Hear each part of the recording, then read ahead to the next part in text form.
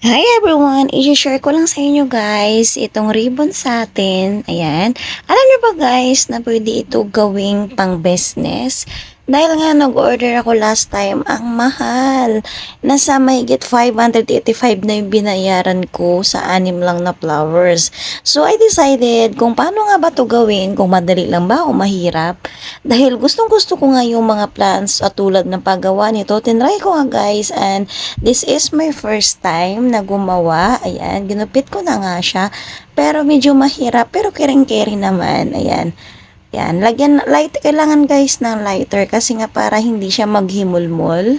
And then papakita ko sa iyo step by step kung paano ko ba siya ginawa. At alam nyo ba guys, sobrang dali lang nito. Yun lang, medyo masakit sa likod, pero tiyagaan nga lang kung talagang gustong-gusto mo yung ginagawa mo ay masarap naman sa pakiramdam pagkatapos nito.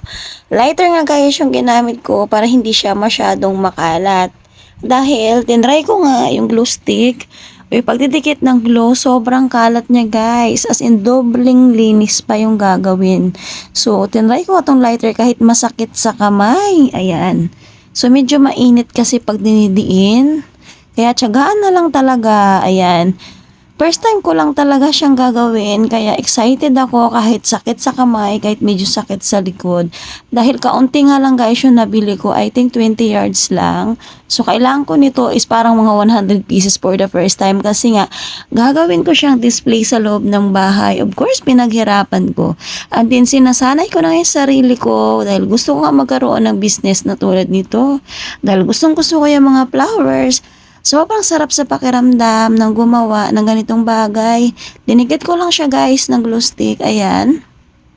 And then, papakita ko sa inyo process nito.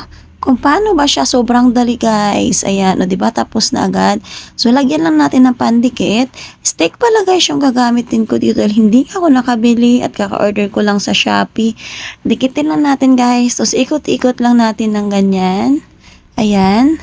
O diba guys, sobrang dali lang. Ikot-ikot lang. Ipantay mo pala kung saan siya nakadikit para hindi siya uusli doon sa likod. Alam niyo pa guys, sa YouTube ko nga lang nakuha tong video at ginaya ko na nga lang kung kayang-kaya ko.